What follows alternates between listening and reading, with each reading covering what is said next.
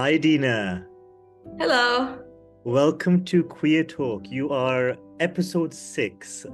So, Queer Talk is a project by Fighting Fear. Fighting Fear is a community for queer people by queer people.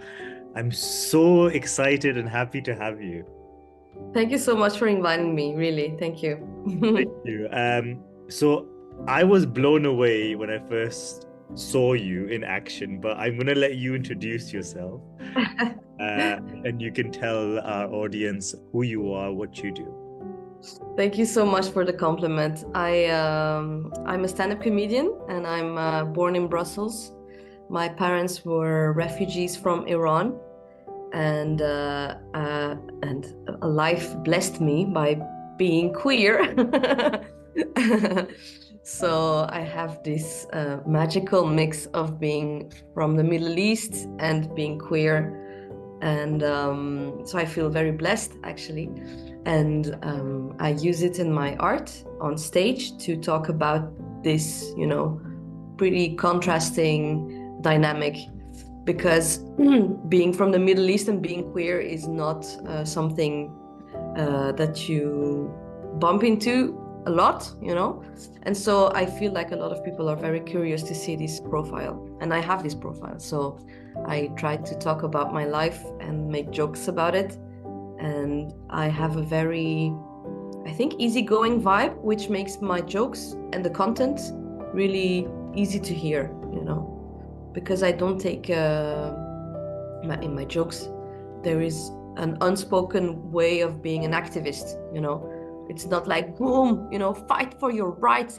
It's what I mean, but it's more subtle. Yes, completely. I mean, I remember the first time I saw you at Queertastic comedy show in Brussels. And because the comedy show itself is supposed to be for novices, and then you came on and it blew me away, and I think it blew the entire audience away. Yeah, but I cheated because I'm not a novice, so I But no, shouldn't be there in I the don't first think place. anyone knew that. I mean, I Oh, certainly did, because I think most of your comedy is also in French, right? yes, it is. Yeah. So, I mean, Yeah. how is it to perform in that kind of space for you? Well, I'm used to performing in so where the queertastic evening is based is in the Agenda, which is a queer bar, and the owner of the bar has another place a few meters away. It's called Cabaret Mademoiselle, and it's also a queer space. And this is where I perform a lot, actually, Cabaret Mademoiselle. So it was nice to be performing in the bar's little sister, in the Agenda. And I'm used to performing in front of a queer crowd, and I also perform a little bit in English. So it was not a totally new experience. But I know before going that it's going to be very good, and the crowd is going to be very happy, because the English language is, I mean, the English language, and if you speak English, you're more prone to have seen, to be someone that has seen stand-up comedy. So the culture of stand-up comedy is more present when you speak English. And so the crowd is usually more, is gonna laugh more. So, but my English is not 100%. But I still manage to make people laugh. No, I'm actually I'm going there tonight, and I'm so upset to hear you're not going to be performing tonight. Were you Oh, I'm performing at the sorry. last one? I was performing in the last one. I That's was the one I missed. I, I was maybe going to, I don't know when was it. Maybe it was not the last one. I don't know. But I was going to perform maybe tonight, but I have to take a day off actually because I'm exhausted. And otherwise, I'm gonna be performing multiple times a day, every day. And so because it's a job that sucks you in. It's Imagine. a very intense job because you create laughter, so it's a very positive feeling, and you want it all the time. And it's like a healthy drug because there is nothing toxic. And but the toxic aspect of the job maybe comes in the fact that we forget to rest. Hmm. And I try to rest. And I guess also you're exposing yourself personally quite a lot, because I mean I imagine you talk about, I mean I imagine a lot of comedians or any artist for that matter brings out a lot of themselves in their work. And Yeah. one of the things that you started this conversation with was about being from the Middle East, being queer, and it's something I know you talk about in your stand-ups, and you make jokes about, like, you know, I remember that particular joke. You know, don't film it. If it goes viral, I'll go. But I wonder if there's a seriousness in that comment. I mean, I know it was a joke, but in the past or even currently, is that something that you experience?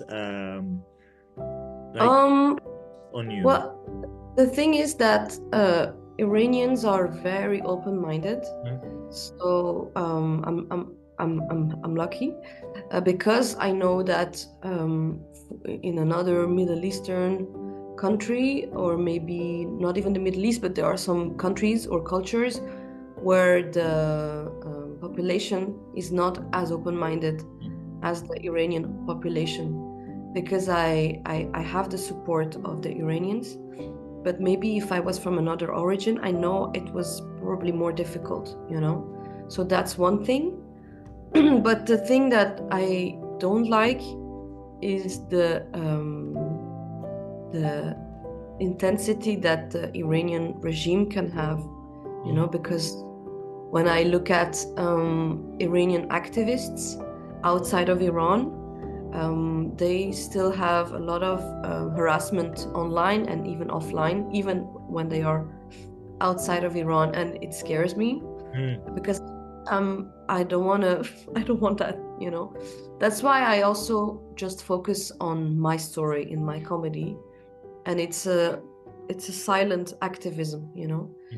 So because sometimes when I receive for example, if I post something about Iran, like let people be more free or whatever, I see some messages from trolls uh, and typing in Persian and insulting me. And the funny thing is, I cannot read Farsi, you know, so I usually just delete it because I don't want to know what they say.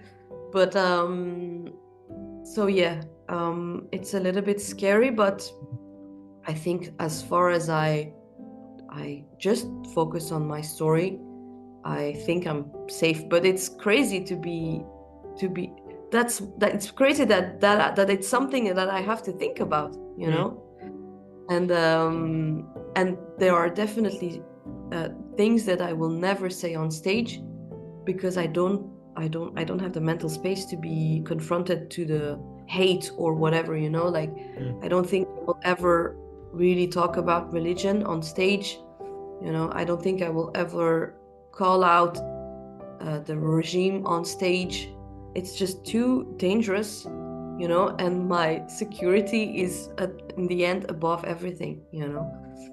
So, but it's really, I really see that it's specifically something that Middle Eastern comedians have to, you know, be careful about. And it's mental space that we lose once again, you know, compared to people who come from a privileged background. Or, I mean, if you're queer and from Belgium, you can, you know, criticize the Belgium state and you will not risk anything, you know.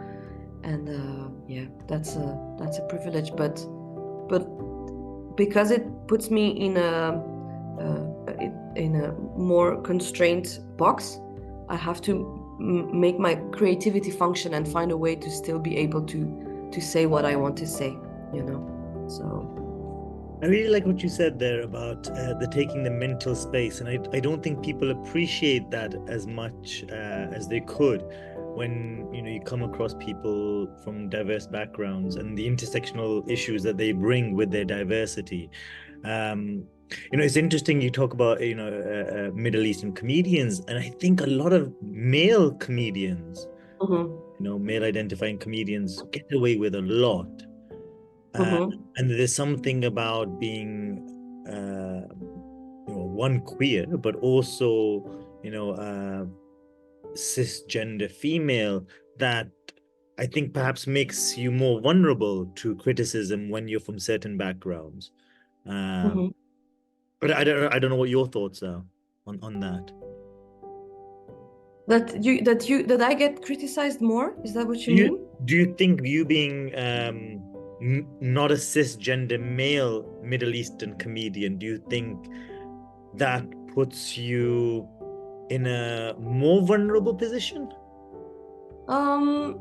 Yes and no, in the sense that the ones that seem the most surprised is always the journalists, not you, but the like Belgian media. It's always the recurring question, like, oh, your profile, but it's never the people who come and see the shows.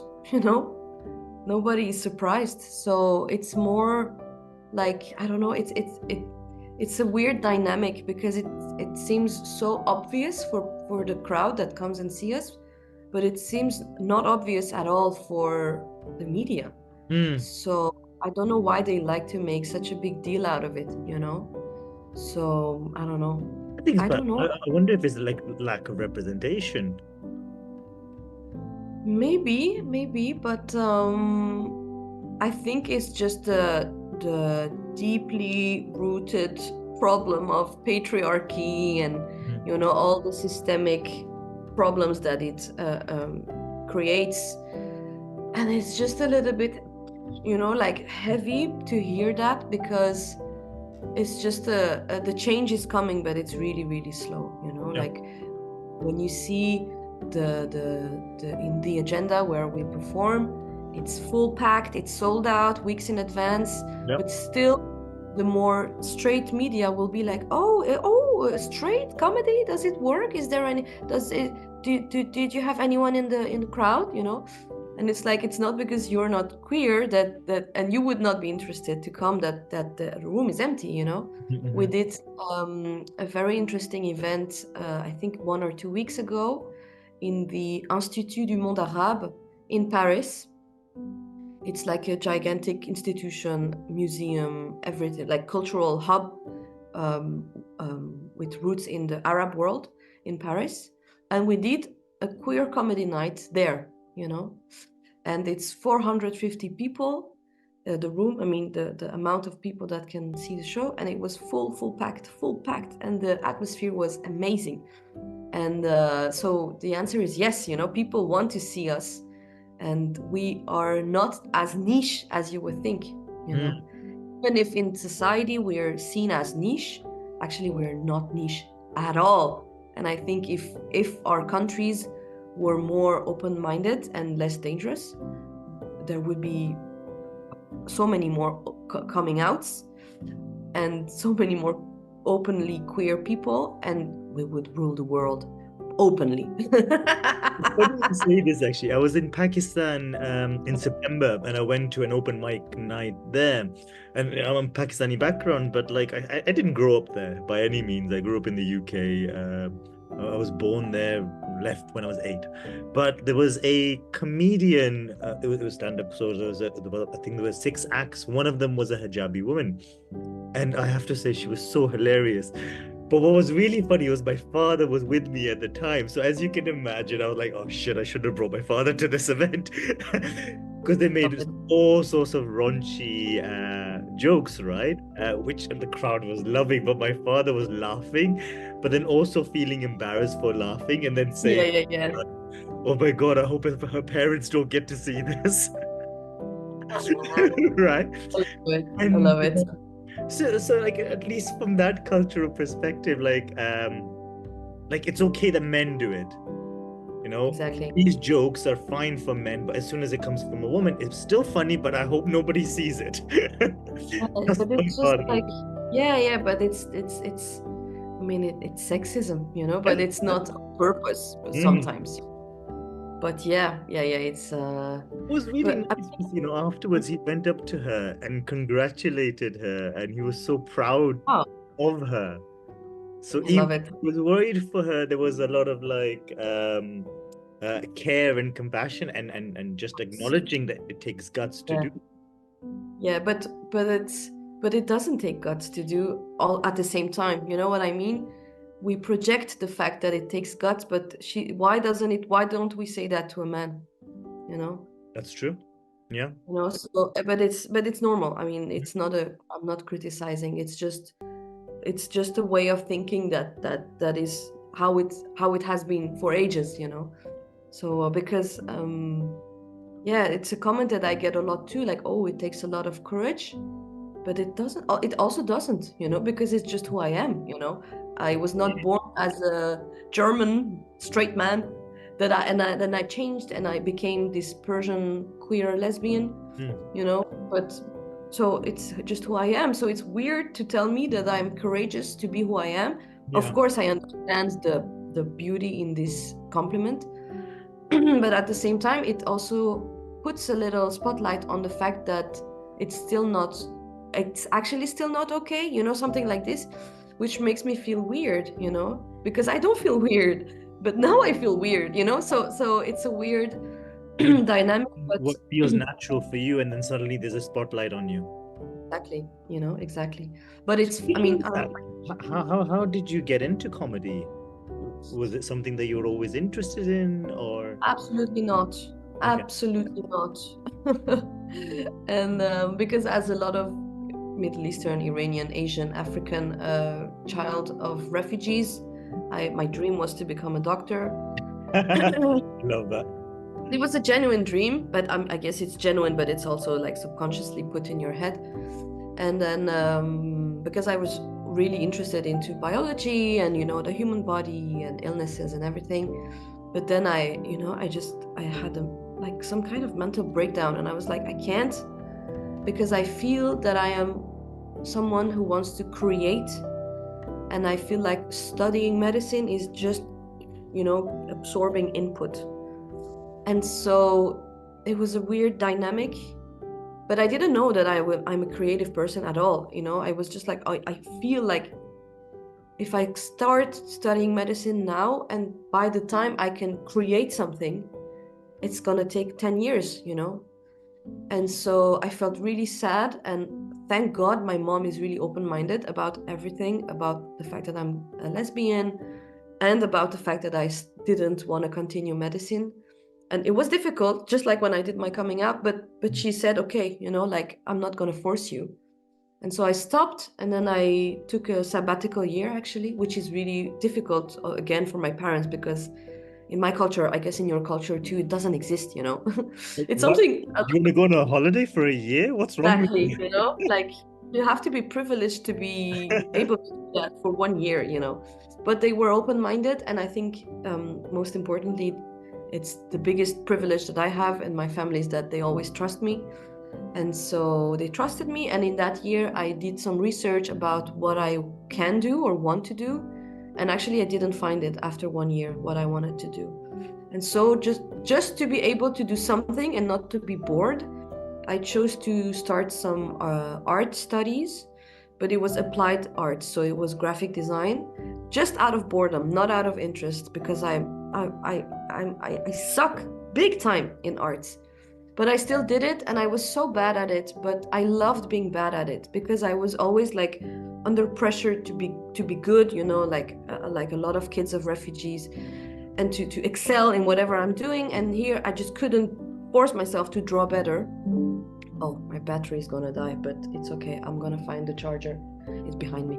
And so I did these art studies, and then when I finished my art studies, my final exam, I had to present something I made, and it was so bad. And I thought, like, okay, how can I save this project, because I don't want to restart my year. And so I had created a company that helped refugees, but was funded by the far right.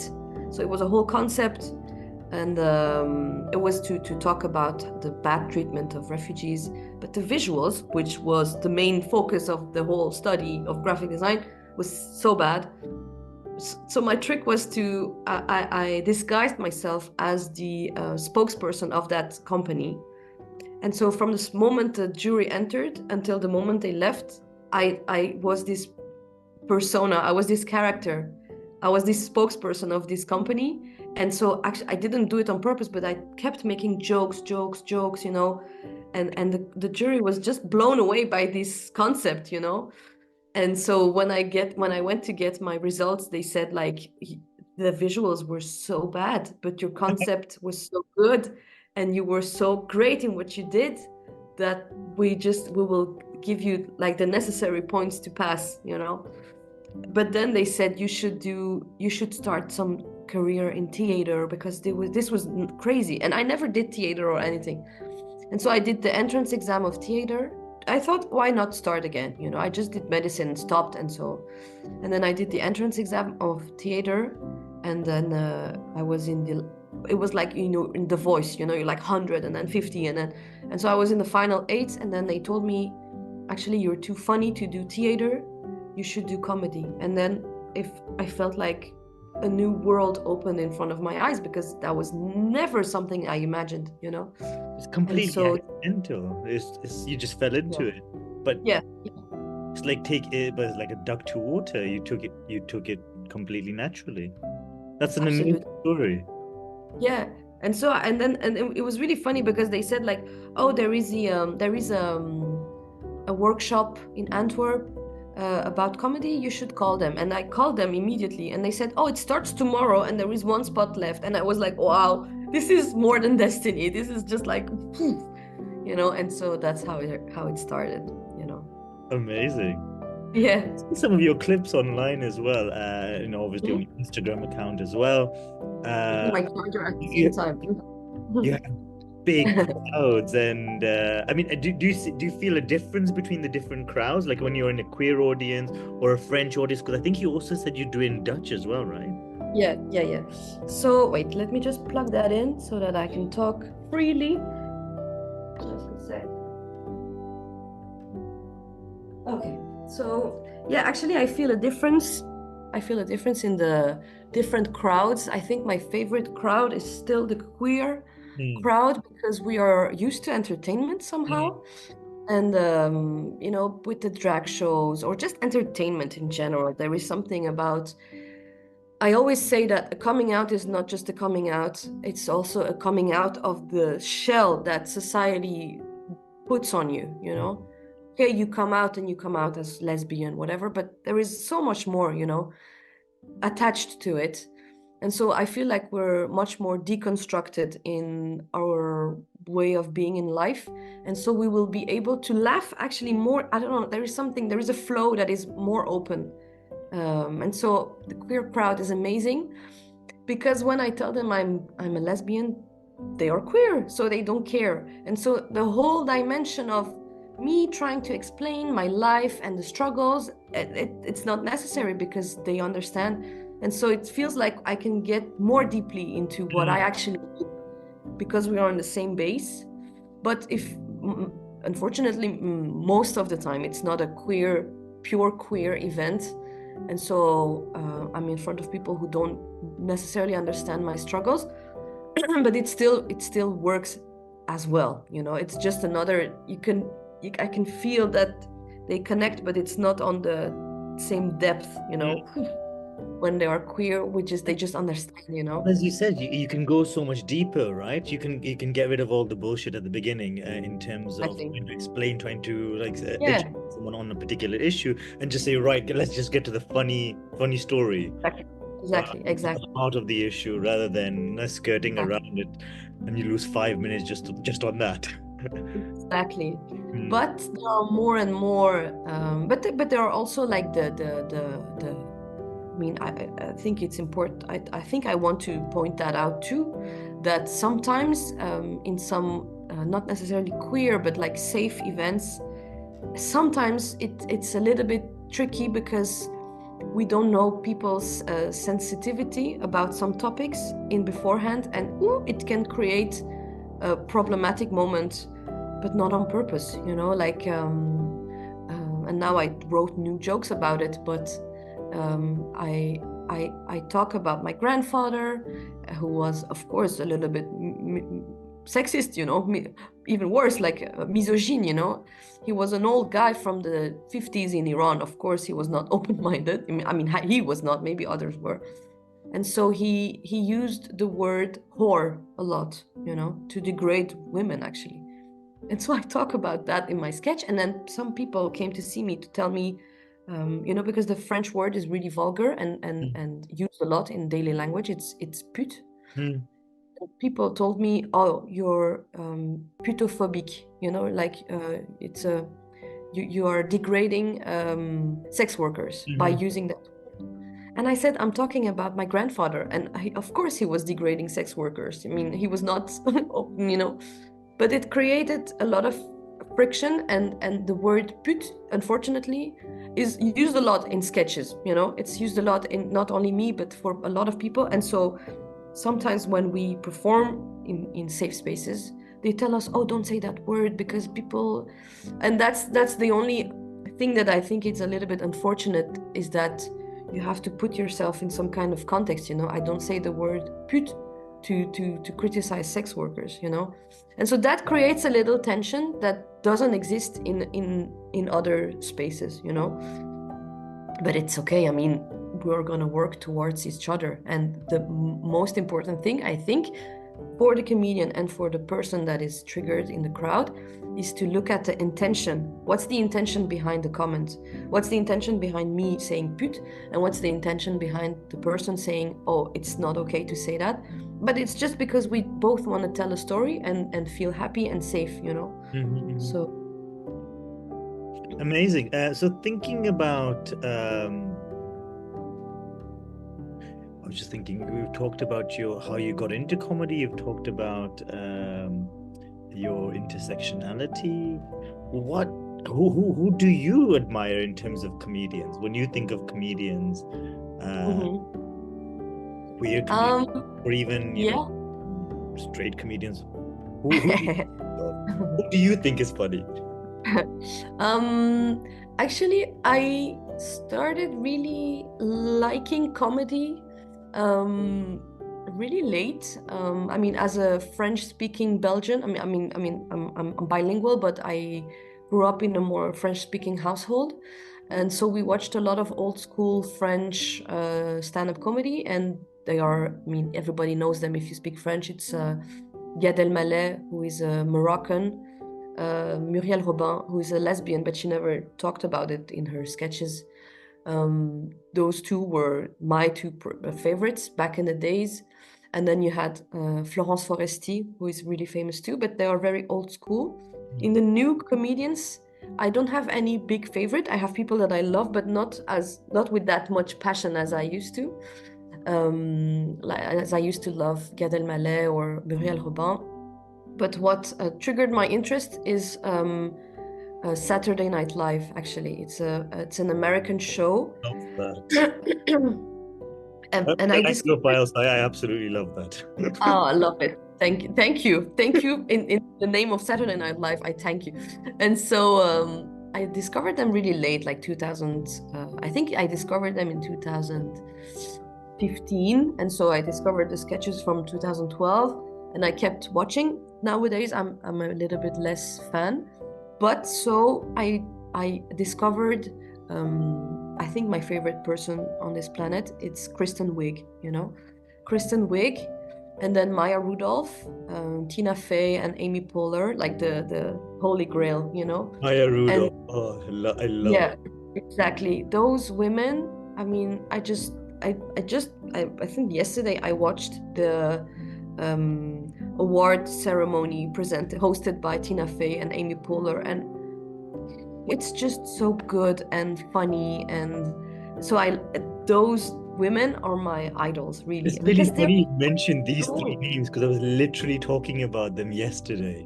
of Like it. literally, we're having a conversation about these three and how they've kind of to some extent transformed comedy and made it so mainstream that they're in award shows. They're it And people don't easy question to them. get that I before. don't feel like exactly, and I feel like people, they don't get the question about, you're a woman and you are doing comedy. I feel like it's like yeah, people assume, yeah, it's Tina Fey and Amy Poehler, why should we question it? Just they have the same not questioning as some males can have. Hmm. Nobody asks, I don't know, Ricky Gervais why he does comedy. Nobody's like, you're a man and you do comedy, like, how does that, no. And so they have the same dynamic. They, like they opened this chapter. They broke this glass ceiling for us, but it's the US. When I think about it, there are not many female stand-up comedian, queer. I mean, my profile doesn't exist a lot in Belgium. That's what I wanted to say. Like I was just thinking about, okay, what are some famous female stand-up comedians that are not from Belgium?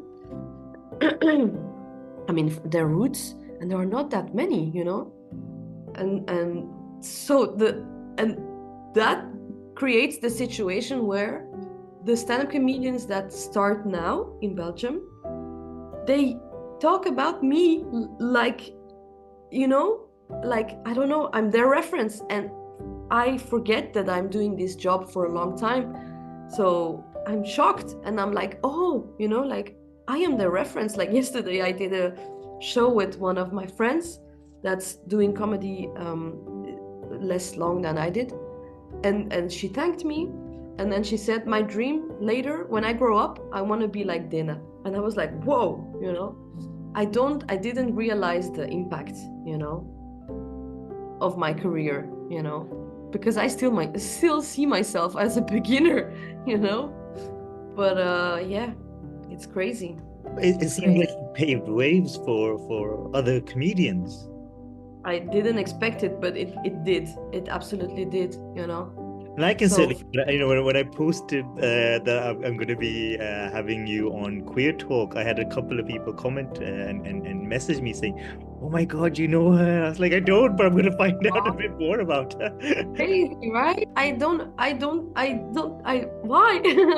It's so nice. I mean, but it also makes me sad because it means there hasn't been anyone else in Belgium before, like. It's crazy. Like, it's true.